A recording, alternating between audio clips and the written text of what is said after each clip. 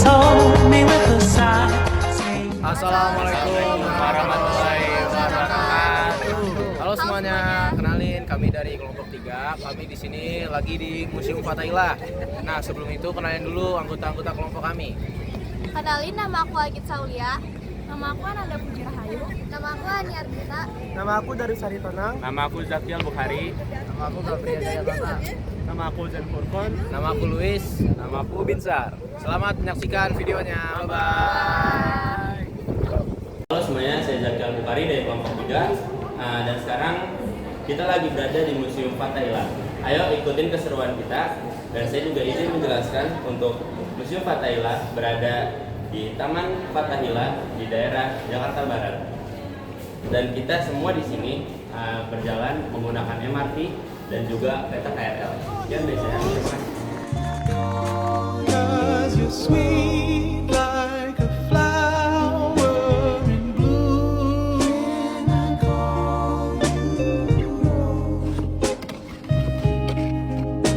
Can I call you Rose? 'Cause your fragrance takes over the room.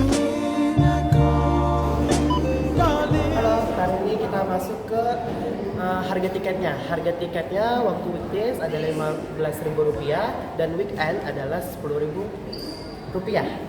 Nah, kalau buat pelajar, kita itu akan memberikan bukti kalau kita itu pelajar dan akan diberikan diskon sampai harga Rp5.000.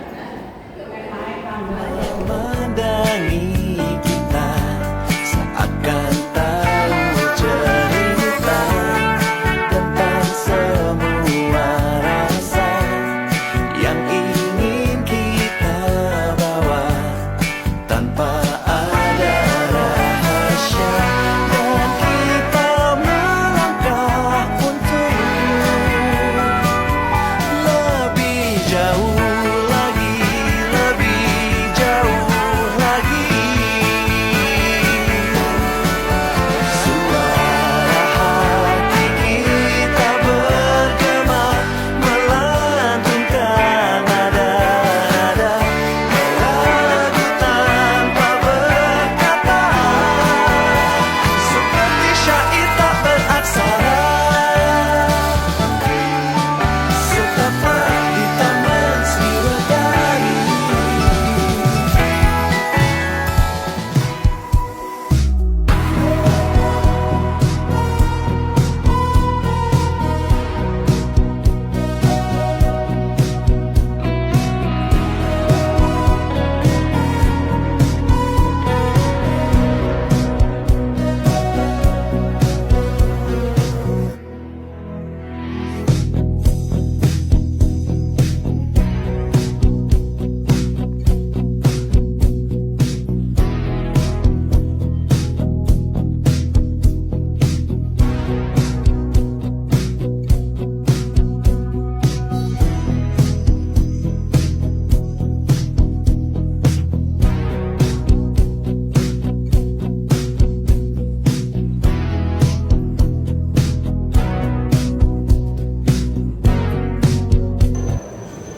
Untuk jam operasional Museum Fathahillah buka jam 9 pagi hingga jam 3 sore dan tutup di setiap hari Senin.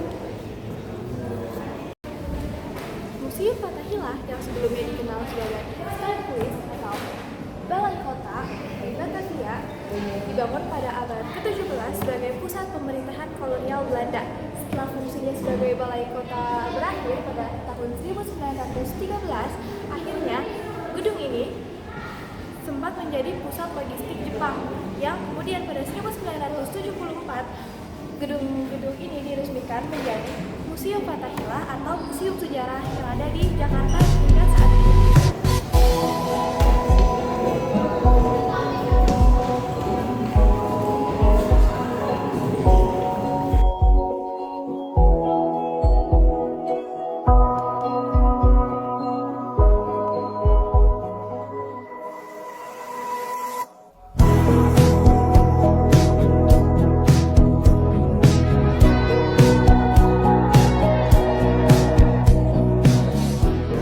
Masuk ke Indonesia mencakup beberapa bidang politik, ekonomi, sosial, budaya, dan pendidikan.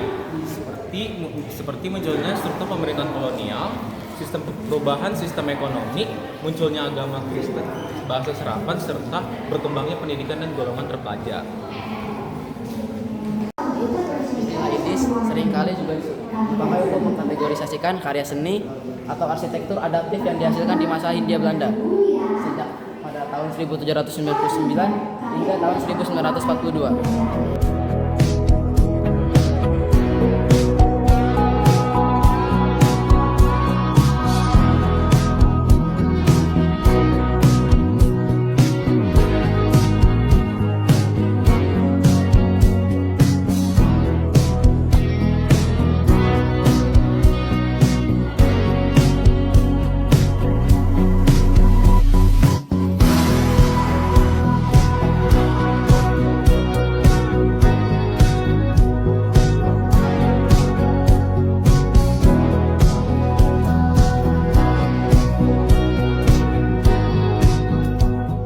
Selanjutnya adalah latar belakang Belanda mendirikan Museum Fathahillah adalah yang awalnya Balai Kota Batavia untuk menjadi pusat administrasi dan pengadilan kolonial serta simbol kekuasaan dan kemakmuran mereka di Hindia Belanda.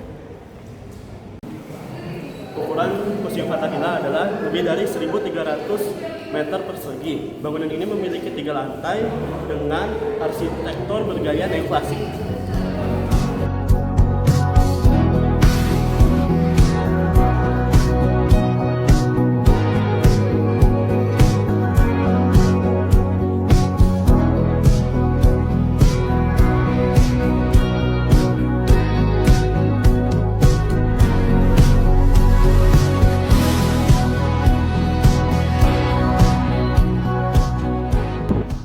Oke, selanjutnya adalah upaya generasi muda untuk melestarikan peninggalan positif bangsa kolonial ini. Dengan cara apa? Dengan cara mengunjungi dan merawat situs sejarah secara langsung, mensosialisasikan pentingnya peninggalan tersebut melalui media sosial apapun, Instagram, WhatsApp, Facebook, dan lain-lain, serta mempelajari sejarahnya agar tidak kehilangan identitas dan kebangsaan sebagai bangsa Indonesia.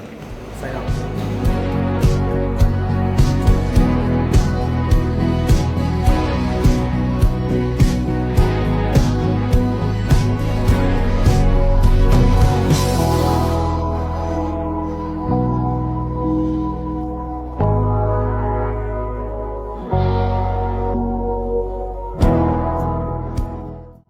Sudah menonton video kami. Wassalamualaikum Warahmatullahi wabarakatuh. Bye bye.